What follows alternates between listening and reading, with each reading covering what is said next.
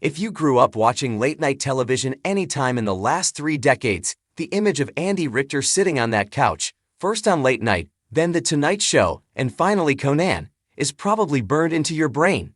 He wasn't just a sidekick, he was the comedic anchor, the dry wit, and often the smartest guy in the room. For nearly 30 years, Richter and Conan O'Brien were the dynamic duo of absurdity. But while Conan has moved on to the world of podcasting and travel shows, and Andy has stepped away from the daily grind of late-night TV, that doesn't mean the legendary announcer has lost his voice.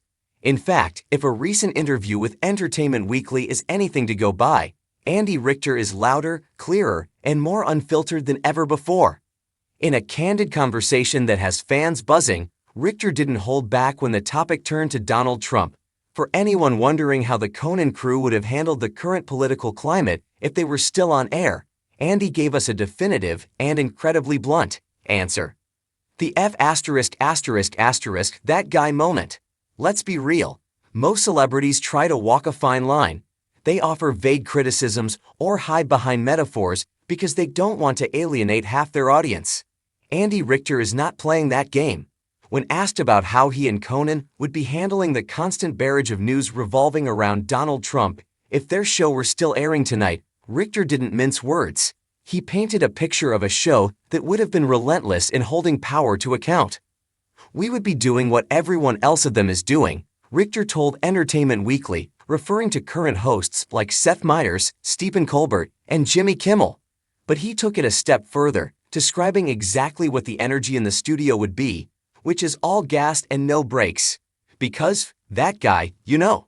It's a quote that you can practically hear in Andy's voice, matter of fact, slightly exasperated, and undeniably funny. But beneath the profanity, there is a serious point being made here. Richter explained that the role of a comedian, and specifically a late-night host, isn't just to distract people, it's to call out absurdity. He emphasized that the President of the United States needs to be held accountable for his actions. In Andy's eyes, silence isn't an option when the stakes are this high. It's a refreshing take from a guy who spent his career making us laugh at the silly stuff, proving he takes the serious stuff just as seriously. Defending the brotherhood of late night. One of the most touching aspects of Richter's recent comments is the solidarity he shows with the current crop of late-night hosts. Often, the media likes to pit these hosts against one another in a battle for ratings, but the reality is that it's a small club, and they look out for each other. Richter specifically addressed the ongoing feud between Donald Trump and the hosts who dare to mock him. We've all seen the angry posts on social media where Trump lashes out at the likes of Jimmy Kimmel or Stephen Colbert. For Richter, these attacks on free speech and satire are a red line. He recalled the controversy surrounding Jimmy Kimmel, referencing the high-tension period involving Kimmel's disputes with the former administration. At a time when some might have suggested that Kimmel should tone it down to save his job or appease the network, Richter offered the exact opposite advice.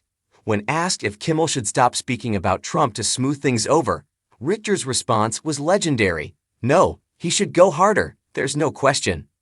This is the kind of have-your-back energy we all wish we had in our professional lives. Richter rejects the idea of caving into demands or softening the blow. If anything, he believes that when a powerful figure tries to silence a comedian, it's a sign that the comedian is doing something right. It's a call to arms for satirists everywhere. When they tell you to sit down, stand up taller. The thin-skinned president. Why does Andy Richter think Trump reacts so vaguely to late-night jokes? According to Andy, it's not about politics, it's about personality. In the interview, Richter broke down the psychology of the feud, labeling Trump as weak and criticizing him for being incredibly thin-skinned. We've all met someone like this in our personal lives, the person who can dish out insults all day long but falls apart the moment someone teases them back. Richter points out that this is a fatal flaw for anyone in the public eye, let alone the leader of the free world. The professional thing to do, Richter argued, would have been to just ignore the hosts who were making fun of him and move on with his day instead of lashing out. It's such a simple, relatable observation. If you are the president, shouldn't you be too busy running the country to worry about a monologue on ABC? Richter's critique cuts through the noise because it's not just political, it's practical. He's essentially saying, grow up, ignore the haters, and do your job. By lashing out, Richter suggests Trump only proves the comedian's points for them. The golden rule of comedy. Perhaps the most profound takeaway from Richter's interview wasn't the swearing or the specific defense of Kimmel, but a general rule of thumb that he offered to the world. It's a piece of wisdom that applies to politicians, CEOs, and probably even us regular folks. Richter concluded his thoughts with this gem: if you're going after the joke makers, you're probably wrong. That's just a general rule that I would recommend for everyone to go on. Think about that for a second. Throughout history, the people who got angry at the court jesters, the satirists, and the cartoonists were rarely the good guys. Comedy is a mirror. It reflects society back at itself. If you don't like the reflection, breaking the mirror doesn't fix your face. Richter's stance is a powerful reminder of the function of comedy in a democracy. It's supposed to be annoying to people in power. It's supposed to poke holes in egos. If you find yourself at war with the people whose job is to make the world laugh, you might need to re-evaluate your position. Why we still need voices like Andy's.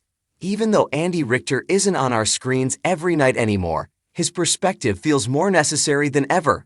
In an era of curated PR statements and robotic celebrity apologies, hearing someone say, "F*** that guy," feels incredibly human.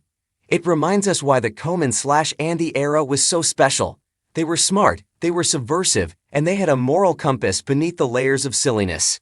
Richter's comments serve as a rallying cry for the current late-night hosts to keep their feet on the gas pedal. He's telling them that they aren't just telling jokes, they are holding the line. And for the audience, it's a reminder that we shouldn't take the freedom to laugh for granted. So, while we might not get to see Andy and Conan riffing on the headlines tonight, we can take comfort in knowing exactly where they stand. All gas, no brakes.